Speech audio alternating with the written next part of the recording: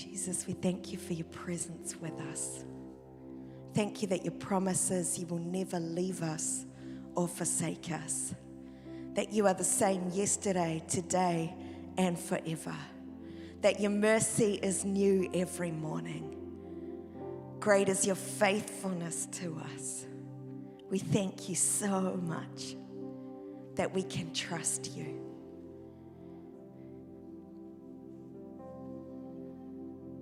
Amen. Thank you, team. It was awesome.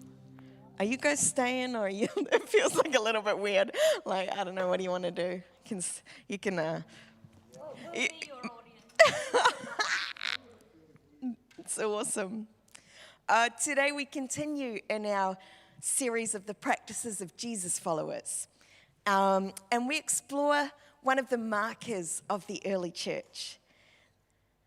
When you read about this in Acts, it's the sense that people, both within it and those who witnessed it, were struck by the lifestyle of generosity. Generosity is a lifestyle in which we share all we have, are, or ever will become as a demonstration of God's love and a response to God's grace. Let me just sit there for a minute. When Jesus called the early church, he said to them, by your love, others will know that you are my disciples. And so this sense of generosity comes out of the love, the undeserved grace, the undeserved favor, the undeserved forgiveness, the fullness of who God is pouring into us. Then generosity becomes the lifestyle that flows out of that. And that's what we're going to explore today. And so to be a person who lives a generous life, there is a sense that there is a need for, therefore, the constant filling and reminding of everything that God has done for us, that God continues to do for us, and because he is faithful, will do for us whether we deserve it or not. That's what grace is. The unmerited favor of God. Generosity embraces a biblical understanding of stewardship. And there's three key pieces in understanding stewardship and therefore generosity. The first piece is that it's all God's. It is God's. God owns it. It's God's stuff. It's not yours. Everything is God's. That's the first piece of understanding stewardship. Secondly, that whatever we have has been given to us by God. So it's all God's, but anything that we do have has been entrusted to us by God. And thirdly, that the resources we possess are to be invested as assets for the kingdom. There's kind of this core principle that I heard when I was really little, and it stuck with me ever since, that God will give to you what he can get through you. God will give to you what he can get through you. And so there's this idea, and you go, oh, come on, Amy, that's such a penty saying. I hear you okay, well, let me just show you that the writer of Proverbs is also a penty. Because it says, one person gives freely, yet gains more. Another withholds unduly, but comes to poverty. A generous person will prosper. Whoever refreshes others will be refreshed. So, yeah, it might be a penty saying, but it was from the writer of Proverbs. In Wesleyan circles, and there's a little bit of niggle over who actually wrote this and whoever said this. You can go down a deep, dark wormhole. Don't do it. Just go, it's a Wesleyan principle of life that you should do all the good you can, by all the means you can, in all the ways you can, in all the places you can, at all the times you can, to all the people you can, as long as you ever can. Can you do the can? There's so many cans in that, but really what it means is all the ways, places, means, times, and people for as long as you can. Your whole being is what this addresses. And what I want to give you today is the high five of generosity. So this little principle goes with you wherever you are. Awesome. The first is your thumb. Oh, yes, thumb. This thumb talks about the Trinity, which is our relationship with God. And it points up because it just reminds us, relationship with God, that is everything. Now, the thing about generosity is that it has both a goodness for the people of God and it also has a witness effect. So generosity is about loving and being generous with the people who know God, and there is a great witness to the world around us. And the first thing to realize is that you have an incredible resource in your relationship with God. Your faith, your experiences, the word that God has given you, the spiritual gifts that God has given you, the love, the hope, the joy, your story of faith is an incredible resource to both the people who love Jesus, our church community, and as a witness to the world. And let me tell you 2 stories about this that illustrate people in our community doing this already. I don't know if any of you know Francis. Come on, shout out to Francis. Whoop, whoop, whoop, whoop. Francis sends texts, gives you a wee call on the phone, or if she sees you in person, she says, look, I've just been praying for you, and this is the word that I feel God has for you. And it's such a sense of encouragement. She waits on God and then gives words to people around her. It's like, that's the resource that God has given her that she shares freely. And it is encouraging amongst us. I'm imagining you nodding at home. I also witnessed something else this week where Dave, y'all know Dave? Word out to Dave, our youth pastor.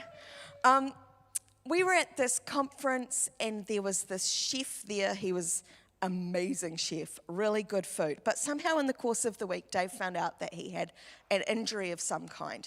And I saw Dave. Dave probably didn't even notice that I saw this. But I saw Dave go up to the chef at the end of the week and just say, hey, can I pray for you? And this chef, who I don't think knows Jesus yet, had this experience of this someone who loves Jesus going up to him and saying, I know you're in pain. Can I ask God to heal you? And he just prayed for this guy in the middle of the dining room. I'm like, that is an incredible resource that you carry. The relationship that you have with God is for blessing those who know Jesus and those who don't yet. Now, Dave didn't know I was going to share that, so I'm sorry I did. But it was just beautiful. And do you know that that's a resource you carry? So thumb, you carry wherever you are, Jesus is, and that's going to be a good time. Huh? Yeah. Second one, index finger. I is for intellect. So your brain, your knowledge, your experiencing, everything that you know through work, through study, through life. I is for intellect. This is an incredible resource that you can be generous with. The things you know, one of my most favorite kind of seeings of this is, I think James shared it earlier, that they were in the middle of like renovating their house and they had small children everywhere and it was never getting finished. And some people from this community, builders, shout out to all the builders in the house, came to James's house and jibbed out an entire room because their knowledge and experience and work that they do knew how to do it quickly, and they also showed him how to like stop and plaster and see, I don't even know what it is, but the builders do. And there's this thing of going, the things you know, the things you have studied, the things you have experienced in life become an awesome resource for generosity to others. And that becomes also a witness in the world around you. There's another member of our community. His name's Lee. Shout out to Lee. Woo! In his life, he is an artist and a teacher. And I was able to connect Lee with this person who's a cafe owner down the road who has a daughter who's doing homeschool who needs some help with her art. And I'm like, I know someone who could help with your art. And so now Lee is meeting in the cafe with this year 12 student to do art because of the knowledge and experience that he carries. It becomes a witness. The cafe owner could not believe it. She was just like, what? You crazy people. It becomes a witness. And this is the generosity of life that we carry. The third finger. I love this thing.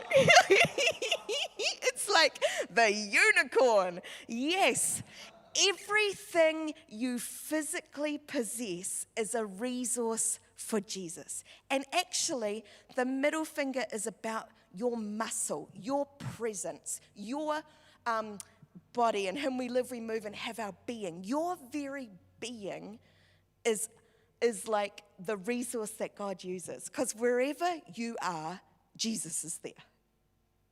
That's the truth. Wherever you are physically, Jesus is there. And I know that this thing you kind of can go from, there's some people in the band today, they are just all powerful and young and full of life and muscle. Yes, yes. But this doesn't actually mean or count you in or out whether that's you or not. Your very physical presence can be the gateway through which others experience Jesus. And I think that there's a sense of wherever you are, Jesus is, and therefore, however you are, is how people experience the kingdom. And so I just want you to just sit where you are for a moment, shut your eyes unless you're afraid of the dark. And I just want you to think about your mouth. And I want you to think about the very corners of your mouth, and I want you to make them point up. Oh my gosh. That thing. Now just look at, if you're with someone else in the room, you can open your eyes and just do that face at them. Wow, doesn't work very well with a mask. Who knows what you're doing under there? But there's this sense that actually it takes more muscles to frown than to smile. And the witness that we can be in the world around us by our very physical presence is something more powerful than you know. I was walking down the street in London with a bag of washing. And it was quite early in the morning, but I was just so excited to be there. You know, it was just like, oh my gosh, I've never been here. I'm going to a laundromat in a foreign country. This is very exciting. And I was walking down the road, and there's this guy coming towards me, and I said, hey, how you doing? And he just looked at me and he's like, you all right, love? I think he thought I'd been on the terps or something. But I'm noticing more and more that people's general demeanor is stressed and fearful and unwilling to make contact. But there's something powerful about when you smile at someone and you can actually bring the very presence, the peace, the joy, the love of who God is into a space. I tell you people who do this super duper naturally, it's anyone with the name Cadogan. John, Karen, Liam, Moni, like outrageous, their very presence. When you are with them, you know that they are with you. And this is the beautiful thing about your muscle. It's about being aware of the presence you carry, both amongst God's people and outside of it. All right? Good. Do you know the interesting thing about these three fingers, if you go like this, you can see your tooth, so you've got like the claw. These three fingers are which give your hand dexterity. It's the thing that can bring skill, experience, and effortlessness. These are the three fingers that do stuff on your hand. And isn't that a beautiful picture of the kingdom? That the presence of God, the mind, and the body, when those three things all work together, there is a creativity, an experience, and an effortlessness in the generosity of the kingdom. Do you like that? All right. We've done 3. We're doing well. We are down to the ring finger. This is R for relationship. Access to your life, your world, opening to others to feel and experience the kingdom. It's like taste and see that the Lord is good. Your relationships are actually the vehicle by which people experience the generosity of the kingdom. And I would like to encourage you at this time that there is a real need for us to reach out in relationship, both to those who know Jesus and are part of our community. It's really strange to not be meeting together, and you can feel quite isolated. And I just want to encourage you that reaching out in relationship and a generosity of heart and just checking in, how are you? Sending a card to somebody so that when they open their letterbox, it's not just bills. I would really encourage you to reach out and ring. If you know and are in relationship with any of our older people, this is a really isolating time. Can you do that today? Think of someone and ring them. And I want them to go, oh my word, you're the 7th person who's called me today. That would bring me great joy. So that's one challenge. The second thing is the vehicle of relationship in and around you, in your workplace, on your street. These are 2 places where I'm going, there is an access and an openness to your life where other people can experience the kingdom. And how are you using that generously? What are you doing with your time? What are you doing with your energy? I think one really simple thing that you can do is pop a card in your neighbour's letterboxes and say, I know this is a really hard time. If you need some help, I'm here. Get to talk to and know your neighbours in this time, because your relationship is a vehicle by which people can experience the generosity of God. The final one, Pinky. Oh, show that slide. It's quite a cool quote. God is always trying to give us good things, but our hands are too full to receive them. This is that ancient truth that God wants to use you like a funnel, that he wants to keep giving you things, and the more you give away, the more God can keep giving things to you. This is a really countercultural principle, especially for Western Christians, because we are so shaped by our culture, which says, get all you can, have all you can, keep all you can, experience all you can. It's all for you and your Insta life.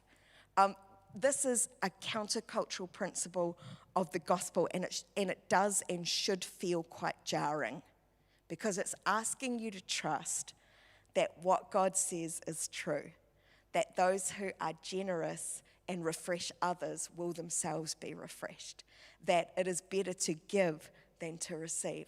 Because the thing is that you go, oh, Amy, I'm not sure about that. And some of us need some healing, especially in the P area, which is our possessions and our property. Sometimes it's not helpful to have Bevan in the front row. That's all I'm going to say about that. P is for Pinky, and this is about possessions and property. I think if you push it again, it should come up. Oh, no. A lack of generosity refuses to acknowledge that everything you own is God's. This one's got a bit of baggage attached to it. For the Acts church, their members, it says that at the very start of the church, their members understood that the possessions and property were not theirs alone, but belonged to the all. And so where there was need, people gave and sold things, and that got shared. And it says in that community there was no need amongst them. It's a real challenge to our individualistic life. The sense of going, what I have is yours. It's quite challenging and has a lot of baggage, particularly if you came up through the Penty Church and it said, I remember sermons like, if you give $5, God will give you $50. It's the principle of the kingdom. Does anybody you go, oh my gosh, yes, I remember that. And I want you to think of a number. And now I want you to double it. That's what God wants you to give. I don't know why I'm talking in this voice, but that's what it reminds me of. No. God loves a cheerful giver. Each person should give whatever it is they have decided in their hearts to give. The point is not about being manipulated into giving. The point is I've heard people say, the church, they're just after my money. The actual truth is that Jesus is after your money. And you go, oh, Amy, that's a bit much. No, it's not. Jesus is after your money because in Matthew, the principle there says that wherever your treasure is, there your heart will be also. And so the reason that Jesus is after your money is because Jesus knows that it can become a thing that holds your heart. And in the principle of stewardship and generosity that we are called to grow in, we recognize it's God's, everything we have is God's, and that we are to invest it into the kingdom. If this is challenging for you, then I encourage you to look at it and bring it before God and say, why is this really grinding my gears? Because it's possible that there's some baggage that needs to be got rid of and some understanding that needs to grow in your heart. I'd have to say for me, this has been a real massive challenge lately because the last few years, Bevan, it's like 5 years now, Bevan's been doing his own company, which is awesome and great and so good in so many ways. However, it meant that he went away from the security of quite a large salary that was just coming in every week, and there was no stopping that. It just came in, and when you got sick pay, and when you went on holiday, you got holiday pay. We've kind of moved into that world of recognizing that when you work for yourself, if you call in sick, there is no pay. If you go on holiday, there is no pay. If jobs don't go out, there is no pay. And so it has been a change for us, one we willingly chose. But in that, there's been this real tension in me. And I felt convicted that there was someone that I needed to put together a basket of love for, and that I needed to do it generously, and I needed to do it more than I thought was appropriate, and I needed to give it, even though I didn't really know how that was going to work. And I wrestled with it for like a couple of days, going, God, I can't really afford to do that. This is a crazy dumb idea. I don't really want to. And I had all these excuses, and then I just was like, it's better to obey than to sacrifice.